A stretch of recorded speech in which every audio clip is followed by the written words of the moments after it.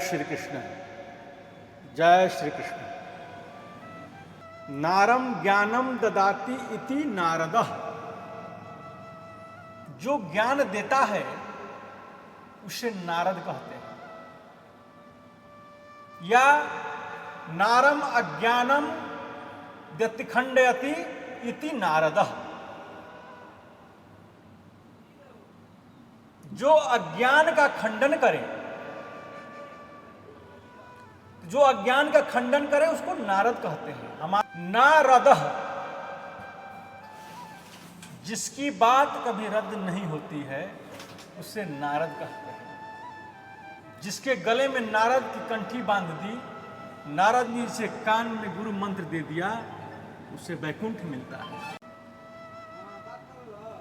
नारद जी जहां भी गए, भागवत जी में लिखा है नारदो देव दर्शनः, नारद का दर्शन जिस किसी मनुष्य को हुआ उसे भगवान जरूर मिले। ये नारद जी का विशेषता है, ये नारद जी की विशेषता है। नारद जी ने सोचा कि लक्ष्मी नारायण में तो झगड़ा एक बार करा ही चुका हूं, मेरे कारण ब्रह्मा और उनकी पत्नी में विवाद हो चुका है, लेकिन शिव पार्वती में कभी विवाद हुआ ही नहीं। ऐसा कुछ नाटक करके आऊं जिससे उन दोनों में भी झगड़ा शुरू हो जाए। सो सीधे कैलाश पर्वत पर चलकर भगवान शंकर तो गुफा में तपस्या में बैठे हुए थे। मां पार्वती आश्रम में अकेली थी। कैसा नारद का स्वभाव है कि माता पार्वती नारद को देखा,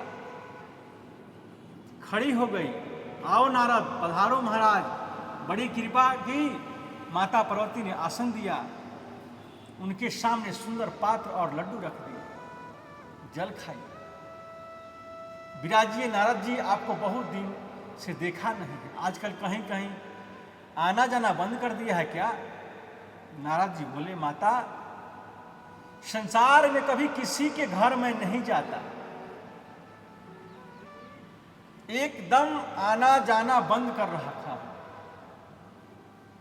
मैंने पार्वती से बोला, क्यों? नारद बोले, क्या बताऊं माता, इस संसार के लोगों में प्रेम बनावटी हो गया है। दुनिया में जो भी जिससे प्रेम करते हैं माता, बनावटी ही प्रेम करते हैं। सुर नर मुनि सबकी यही रीति, स्वार्थ लाग कर रही सब प्रीति। तो सुर नर में जो संसार में कोई भी व्यक्ति हो, बिना स्वार्थ की जो है प्रीति नहीं है। संसार में लोगों का प्रेम सच्चा नहीं रहा, सब बनावटी हो गया है, इसलिए कहीं भी आना जाना बंद कर रखा है। जहां सच्चा प्रेम नहीं है वहां जाना क्या है? पार्वती जी बोली, अब मैं तो आपसे क्या बोल सकती हूं, मैं तो अपनी बात कहूं। हम दोनों में इतना प्रेम है, मेरे पति तो मुझसे इतना प्रेम करते हैं कि कोई भी बात, गुरुदेव ने जो मंत्र हमें कान में दिया, ध्यान दीजिए, गुरु के द्वारा कान में जो मंत्र मिलता है वो अपनी पत्नी को भी कभी नहीं बताना चाहिए। शास्त्र कहते हैं गोपनीयम गोपनीयम गोपनीयम प्रयत्नम प्रयत्नतः, उसे गुप्त करके रखो, ये शास्त्र की मर्यादा है। लेकिन मेरे पति तो मुझसे इतना प्रेम करते हैं नारद कि सबसे पहले वो मंत्र मुझे आकर बताए। गुरुदेव ने हमें ये मंत्र दिया है। हम लोग रोज भजन करते बैठते हैं, आंख बंद कर समाधि लगाकर, तो समाधि में जो दर्शन प्रभु का हो किसी को नहीं बताना चाहिए, ये शास्त्र कहता है। उसको गुप्त रखो। लेकिन मेरे पति तो इतने अच्छे हैं कि रोज शाम को आकर बताते हैं, आज मैंने राम का दर्शन किया, आज कृष्ण का दर्शन किया, आज तो भगवान की उस झांकी के दर्शन किए। इतना प्रेम करते हैं मुझसे, कैसे बोलूं आपसे? नारद जी ने कहा, ये तो बहुत आनंद की बात है माता, कि आपके पति आपसे प्रेम करते हैं। अब प्रेम जिससे किया जाता है उससे कोई बात छिपाई नहीं जाती। भगवान करे आपका प्रेम बढ़ता ही रहे।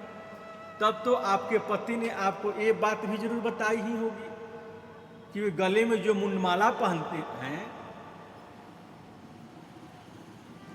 उसमें कितने मुंड लगे हैं, ये बात आपको बताई। पार्वती जी बोली, सुनो प्रेम, सुनो प्रेम तो बहुत करते हैं, लेकिन मुंडमाला में कितने मुंड लगे हैं ये तो कभी नहीं बताया। नारद जी बोले, तो प्रेम क्या करते हैं, आपसे कैसा प्रेम करते हैं? 24 घंटे जिस माला को पहनकर रहते हैं उस माला में कितने मुंड हैं, ये बात अपनी पत्नी यानी आपको नहीं बताई तो हम जाते हैं। अब आप जाने और आपका काम जाने, इतना ही काफी था। अब भगवान शंकर के यहाँ से चले गए नारद जी। पार्वती जी ने कहा, हे भगवान, जिसको परमेश्वर मानती हूं वह मेरा कोई मान ही नहीं करते हैं। पार्वती जी ने सुंदर वस्त्र उतार कर मलिन वस्त्र पहन लिया, आभूषण को उतार कर फेंक दिया, कोप भवन में चली गई। पुराने जमाने में जब मकान बनाते थे तो स्त्रियों को रुकने का कमरा अलग बनाया जाता था, ये नियम था। उस कमरे के द्वार पर लिखा रहता था कोप भवन। यदि उसी में चली गई तो समझे वो रूठ गई। फिर पतिदेव बड़ी मनुहार से मनाया करते थे। माता पार्वती भी कोप भवन में चली गई। शंकर जी ने अब देखा कि मेरे आश्रम से नारद जी निकलकर जा रहे हैं और जाते जाते शंकर जी से बोल गए, आश्रम में जल्दी पधारना बाबा। माता जी ने याद किया है। शंकर जी ने मन में सोचा कि आप घर पधार कर आए हैं तो जरूर याद करती होंगी, जहां आपके चरण पड़े वहां तो कल्याण ही हो। शिव जी ने कहा, क्या बात है देवी, आप इतनी उदास क्यों हो? पार्वती जी ने कहा, रहने दीजिए, अंदर से भी काले और ऊपर से भी काले। शिव ने कहा, अंदर का काला तो वो होता है जो कपट करता है, और मैंने तो जीवन में कोई कपट किया ही नहीं। तो जब आपसे कोई जीवन में कपट किया ही नहीं तो आप मुझे कपटी बोलती हैं। पार्वती जी ने कहा, 24 घंटे मुंडों की माला पहनते हैं और उसमें कितने मुंड लगे हैं ये बात मुझे कभी बताई है आपने? भगवान शिव ने कहा, आपने कभी अवसर नहीं दिया, लेकिन मैं आपसे कितना प्रेम करता हूं इसका यदि वास्तव में कोई प्रमाण है तो ये मुंड के माला है। मुंड माला में किसी और के सिर नहीं लगे, आपके ही सिर है देवी। वैसे तो आप परम्बा हैं, जगदम्बा हैं, लेकिन लीला की सिद्धि के लिए जब जब अपने जीवन में तुम परिवर्तन लाती हो, चरित्र में परिवर्तन लाती हो, तुम्हारी याद मुझे बनी रहे, इसीलिए तुम्हारे ही सिर अपनी माला में पिरो लेता हूं। मेरे जीवन में इतनी बार तुमने अपनी देह का परित्याग किया है, ये तुम्हारे ही सिर लगे हुए हैं, किसी और के नहीं है। हम तो मरने के बाद भी तुम्हारे सिर को माला में लटकाए घूमते हैं, और तुम कहती कि हम कपटी हैं। पार्वती जी बोली, हे भगवान, तब तो आप महाकपटी निकले। शिव जी बोले, वो कैसे? ऐसी कौन सी दवाई खा रखी है जो तुम तो कभी मरते नहीं, मुझे बार बार मरना पड़ता है? वास्तव में प्रेम करते होते तो वो औषधि मुझे भी पिलाते, जिसे पीने से मैं भी अमर हो जाती। भगवान शंकर गंभीर हो गए, उनके नेत्र में सजल हो गए और परम्बा पार्वती से बोले, देवी मैंने एक अद्भुत अमृत का पान किया है। अद्भुत कथामृत का पान किया है और वो अमृत है श्रीमद् भागवत कथामृत, अमर कथा। उस अमर कथा का पान करने की वजह से ही मेरा कभी जन्म नहीं होता है, कभी मृत्यु नहीं होती है। माता पार्वती शंकर जी के चरणों में गिरकर बोली कि वो अमृत आप मुझे भी पिलाइए।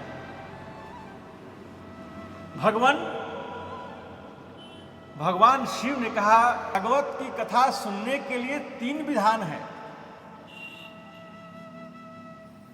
भागवत की कथा सन्मुख बैठकर सुननी चाहिए, एकदम व्यास के मंच के पीछे बैठकर भागवत सुनना निषेध है शास्त्रों में। भागवत की कथा में बीच में उठना नहीं चाहिए, व्यर्थ की बात बीच में नहीं बोलनी चाहिए। बोलना है तो कीर्तन बोलो, जय श्री कृष्ण बोलो। भागवत की कथा में सोना नहीं चाहिए, एकाग्र होकर तन्मय होकर सुननी चाहिए, ध्यान लगाकर सुननी चाहिए। इंद्रियों को एक जगह करके सुननी चाहिए।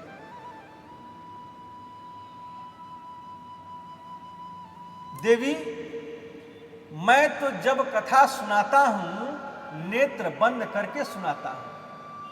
आप सुन रही हो कि नहीं यह मैं कैसे जान पाऊंगा? इसलिए जब तक कथा चलेगी आप बीच बीच में ओम ओम ओम बोलेंगी। जैसे हिंदी में कहते हैं हाँ जी, तो हिंदी का हाँ जी और संस्कृत का ओम का एक अर्थ होता है। माता पार्वती बोली ठीक है। शिव जी ने जब कथा को आरंभ किया, कैलाश पर्वत पर कोई नहीं था। श्रोता है माता पार्वती, वक्ता है भगवान शिव। शिव जी के पीछे फूटा हुआ अंडा जरूर पड़ा है, वही तोता का अंडा था। भगवान भोलेनाथ भागवत सुनाने लगे। अब माता पार्वती जी ओम ओम कहकर सुन रही हैं। लेकिन पहले दिन की कथा का जैसे ही विश्राम हुआ, पीछे पड़ा तोता का अंडा साबुत हो गया। उस अंडे में जीव का प्रादुर्भाव हो गया। दूसरे दिन की कथा के प्रभाव से अंडा फूट गया। उसमें से सुंदर सा पंछी निकला। पड़ा हुआ पंछी तीसरे दिन की कथा को सुन रहा है, गदगद हो रहा है। अमृत वचन है ना भागवत में। तो भागवत में चौथे दिन तो रसगुल्ले की कथा है। श्री कृष्ण जन्मोत्सव, उसको सुनकर पंछी गदगद हो गया। माता पार्वती ध्यान लगाए बैठी हैं। शिव जी ने माता पार्वती को जो कथा सुनाई वो मेरे आप की तरह थोड़ी सी ही सुनाई थी। 3 घंटे सुबह सुनी, 3 घंटे शाम को सुनी, 3 घंटे में कभी पैर ऐसे कर लिया, मौका लगा तो व्यास की ओर पांव फैलाकर ही बैठ गए। ऐसे ही थोड़े हुई थी कथा। वो तो एक ही आसन पर बैठे रहे। और देखो, पहले दिन की कथा शाम को 6 बजे पूरी हुई। दूसरे दिन की कथा 6:01 पर पूरी हुई। 6:01 शुरू हो गई। 7 दिन तक अविश्राम गति से कथा चलती रही। ऐसे ही कथा चल रही है। माता पार्वती को श्री कृष्ण की कथा सुना रहे हैं भगवान।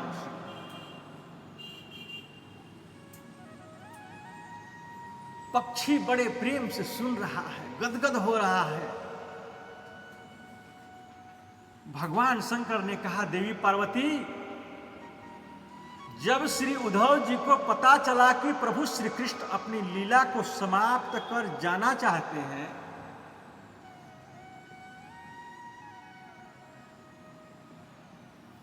तो उद्धव ने आकर श्री कृष्ण के चरणों को प्रणाम किया। युगेश योग विन्यास, आप योग के स्वामी हैं, योग के अधीश्वर हैं। बताइए त्याग क्या है, वैराग्य क्या है, संन्यास क्या है। एक ज्ञानमय प्रसंग जब श्री उद्धव जी ने पूछा, इसको सुनते सुनते माता पार्वती को निद्रा ने घेर लिया। 5 दिन से सुन रही थी, शरीर में कभी कभी थकान हो रही जाती, तो पार्वती माँ को झपकी लग गई और वे सो गई। लेकिन शिव जी तो नेत्र बंद कर कथा सुना रहे हैं। उन्हें नहीं पता कौन सोया। पंछी ने देखा कि माँ तो सो गई।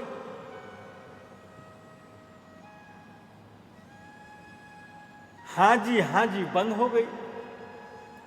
और कहीं कथा विराम नहीं ले लेवे, इसलिए पंछी ने पार्वती जी को जैसे स्वर में ओम ओम ओम कहना शुरू कर दिया। पीछे बैठकर सुन रहा है। भागवत की कथा जब पूरी हो गई, भगवान शिव ने जोर से जयकार लगाई, बोले कृष्ण कन्हैया लाल की।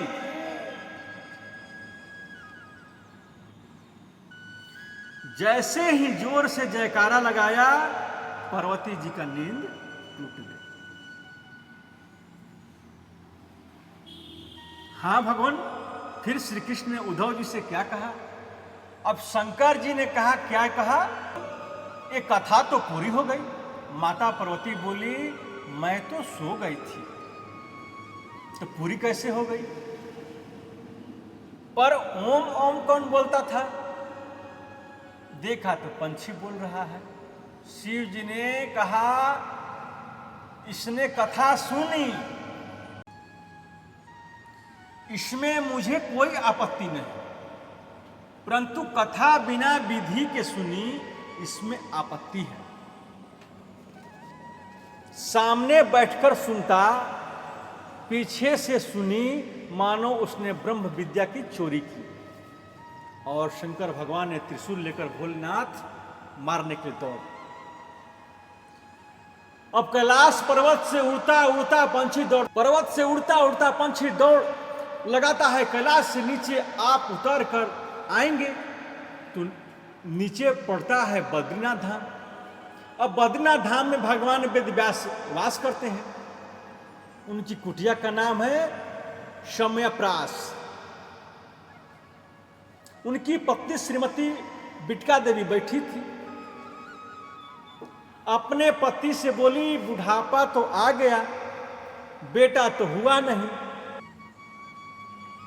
व्यास जी बोले, सब भगवान कल्याण करेंगे, चिंता मत करो। मन में ऐसा व्यास पत्नी सोच रही थी कि उन्हें जोर से उबासी आ गई, जोर से जम्हाई आया।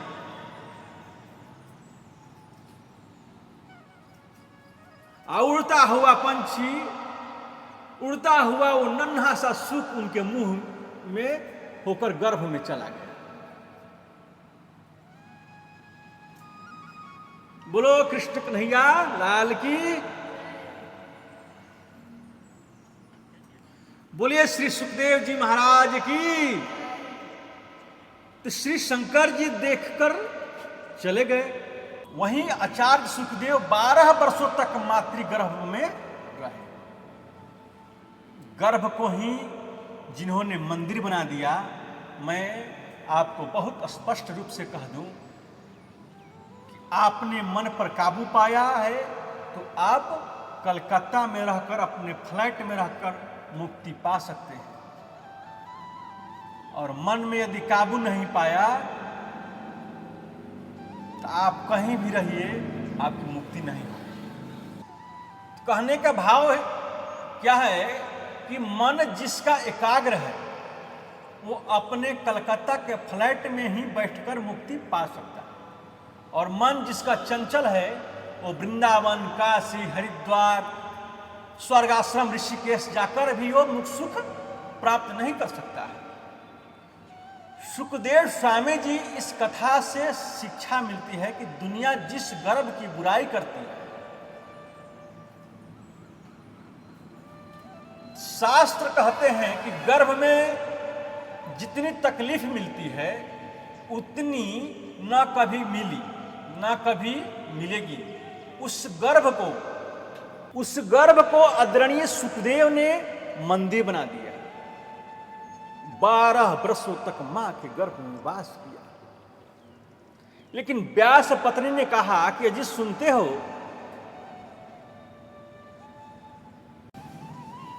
व्यास जी बोले क्या बात है? मेरे गर्भ से वेद मंत्रों का उच्चारण होता है। व्यास जी ने कहा जरूर कोई ज्ञानी पुरुष होगा तुम्हारे गर्भ में, ज्ञानी महापुरुष होगा, लेकिन बाहर आने का नाम नहीं लेता है। 12वीं साल चल रही है। व्यास जी ने कहा बेटा बाहर आओ, आपकी माता श्री को बड़ी तकलीफ हो रही है। सुखदेव ने कहा कि मैं बाहर नहीं आता, बाहर आते ही विष्णु की माया मुझे पकड़ लेगी। व्यास ने कहा कि मैं वचन देता हूं बेटा कि तुम्हें विष्णु की माया का असर नहीं होगा। सुखदेव ने कहा आपकी बात का कैसे विश्वास करूं? आपकी बात का विश्वास मैं कैसे करूं? माया बहुत चंचल है, माया बहुत विचित्र है, माया का पार पाना किसी की बस की बात नहीं है। यदि मायापति विष्णु आकर कह दे कि माया नहीं सताएगी तो आऊंगा। मेरे गोविंद को आना पड़ा और गोविंद ने कहा बेटा सुखदेव तुम पर माया का असर नहीं होगा। 12 वर्ष मातृगर्भ में वास किया और गर्भ से प्रकट होते ही सीधे वन की ओर चल दिए। जैसे ही वन की ओर जा रहे हैं सुखदेव जी उनके पीछे पीछे व्यास जी जा रहे हैं। श्री सूत जी महाराज अपने मंगलाचरण में कह रहे हैं, अपनी स्तुति में कह रहे हैं, यम प्रभजन्तमनुपेतमपेत कृत्यम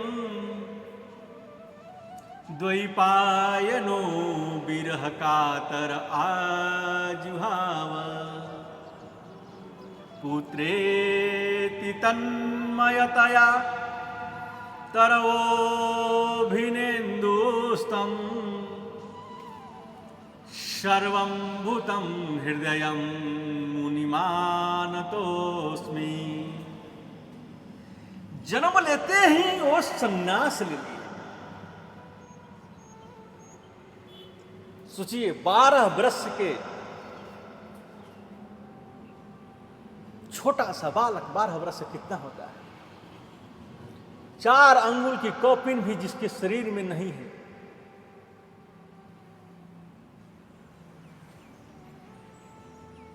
पुत्र पुत्र पुत्र कहकर व्यास उनके पीछे चल रहे हैं। ऐसे परम वंदनीय पूज्य सुखदेव के चरणों में हम प्रणाम करते हैं। व्यास जी कहते पुत्र जवाब मिलता वृक्षों से। वृक्ष शायद ये बताना चाहते हैं कि इस बार जिनके आप पिता बन चुके हो पहले ये आपके पिता रह होंगे। इसमें कोई आश्चर्य नहीं है। व्यास जी लौटकर चले आए। ऐसे परम आदरणीय वंदनीय सुखदेव जी को हम प्रणाम करते हैं। सुखदेव परम संत प्रणाम करते हैं। और संतों की सन्निधि जीवन को संवार देती है। संतों का चरित्र जीवन को परिवर्तित कर देती है।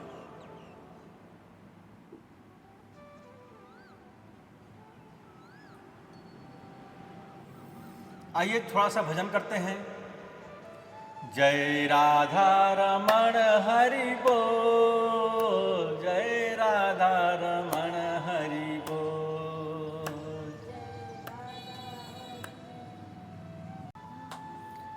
स वै पूषां परो धर्मो यतो भक्तिरधोक्षजे अहेतुक्या प्रतिहता ययात्मा संप्रसीदति। आदरणीय सूत जी सनकादि ऋषियों के प्रश्नों का जवाब देते हैं और कहते हैं कि मानव के लिए परम धर्म क्या है। सूत जी का उत्तर है कि मनुष्य के लिए सर्वोत्तम धर्म है श्री कृष्ण के चरणों के प्रति, श्री कृष्ण के चरणों में प्रीति होना, कन्हैया के चरणों में प्रीति होना।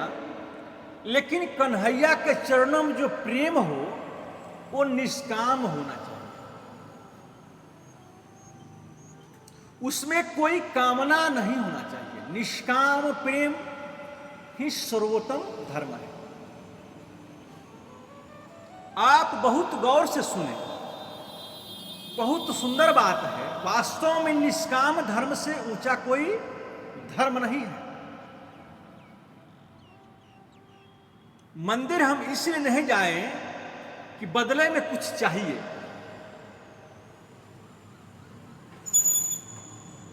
कोई कामना से नहीं जाए मंदिर, कोई कामना लेकर मंदिर न जाए, निस्वार्थ भाव से मंदिर जाए।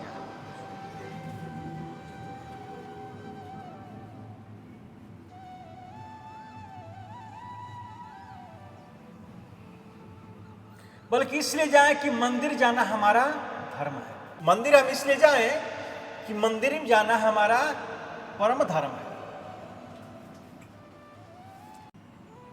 भागवत हम इसलिए नहीं सुने कि हमारी फैक्ट्री चलने लग जाए, वो तो अपने आप चलेगी। भागवत इसलिए सुनो क्योंकि भागवत सुनना हमारा धर्म है, ये जीवन का सार है। दूसरा प्रश्न है कि मंदिर में पूजा करने जाते हैं तो श्रेष्ठ देवता कौन है? तो सूत जी ने बहुत सुंदर बात कही, निंदा कभी किसी की मत करो, निष्ठा हमेशा एक में करो। हम ये समझे यथा तरोर्मूल निषेचनेन तृप्यन्ति तत्स्कंध भुजोपशाखा। जैसे वृक्ष की जड़ में हम पानी डालते हैं, ऊपर पत्ते भी हरे होते हैं, फूल भी आते हैं, फल भी आते हैं। और जरा हम लोग गौर से देखें तो वृक्ष में सैकड़ों डालियां होती हैं, अरबों पत्ते होते हैं, करोड़ों फूल होते हैं, लाखों फल होते हैं, परंतु जड़ तो एक ही है। तो जितने देवी हैं, जितने देवता हैं, सबका मूल तो केवल नारायण है, श्री कृष्ण है। मूल तत्व तो श्री कृष्ण है। इसलिए मन में तो मेरे गोविंद के चरणों में लगाओ, निंदा किसी की भी मत करो। तो हम दुर्गा जी की पूजा करते हैं और उस पुष्टि मार्गीय हैं या श्री वैष्णव हैं, हम कट्टर श्री कृष्ण के भक्त हैं। लेकिन दुर्गा जी की पूजा करते करते यही वंदना करो कि हे दुर्गा माता, हमें ऐसा आशीर्वाद दो कि श्री कृष्ण के चरणों में हमारी प्रीति ज्यादा हो जाए। शंकर जी को जल चढ़ाकर यही आराधना करो कि गोविंद के चरणों में मेरा प्रेम बढ़े। एक ही साधे सब साधे, सब साधे सब जाए।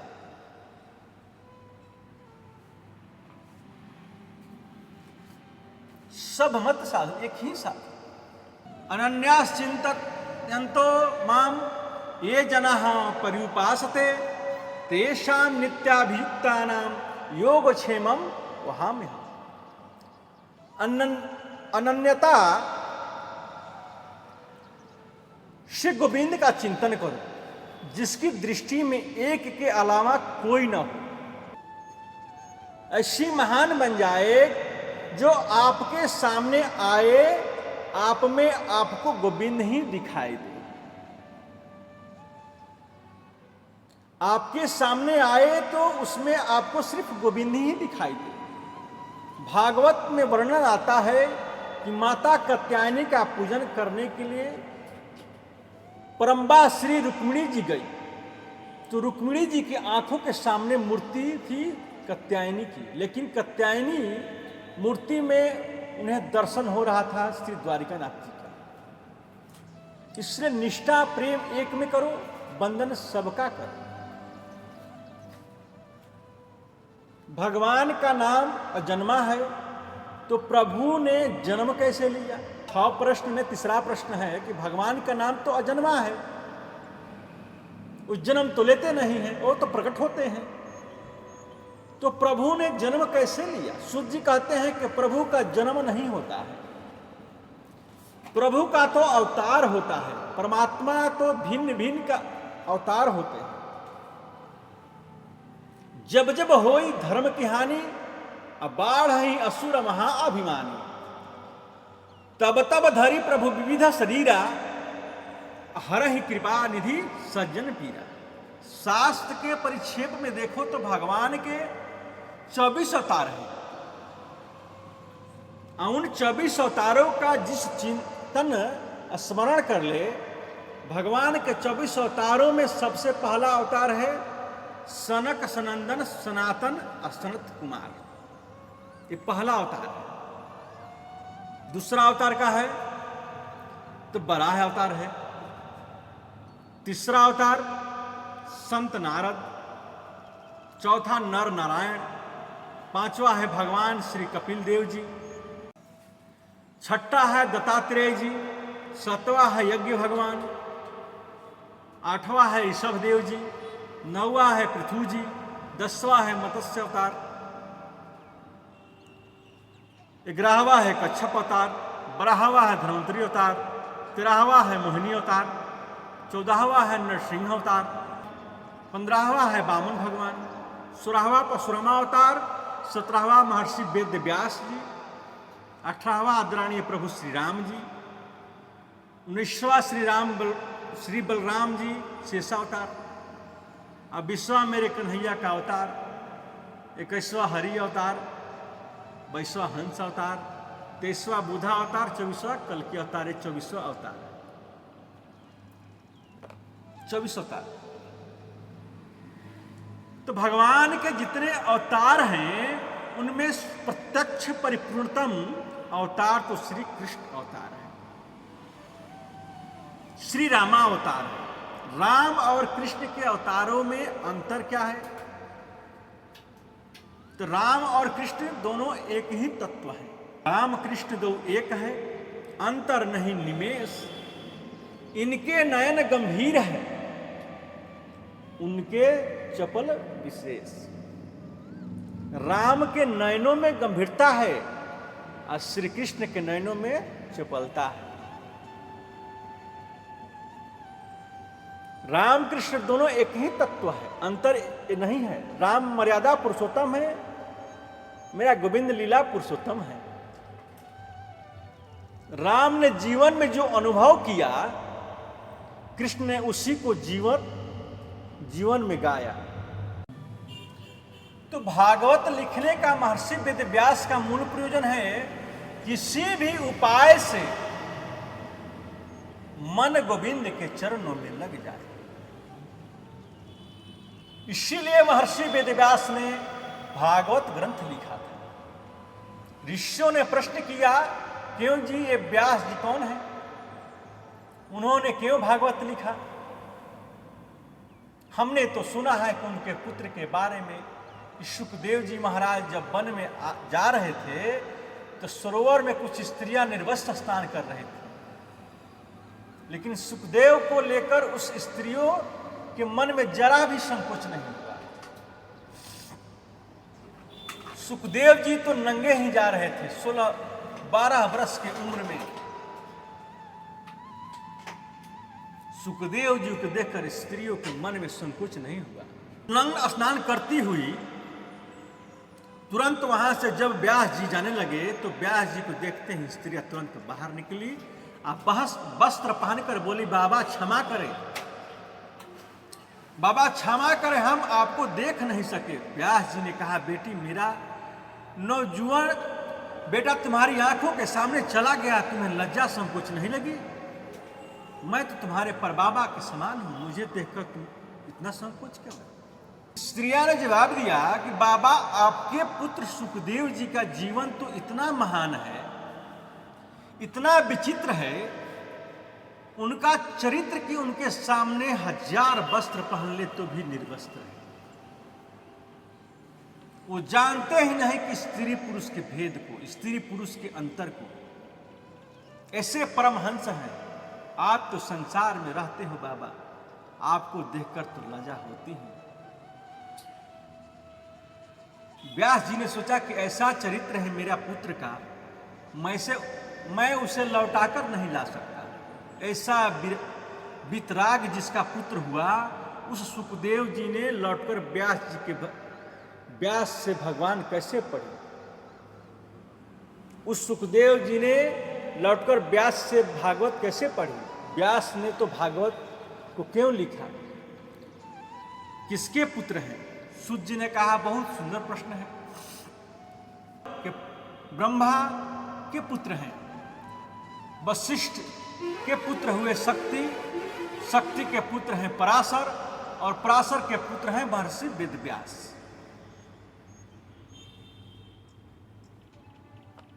जय सीताराम जी। आई कथा कल की वीडियो।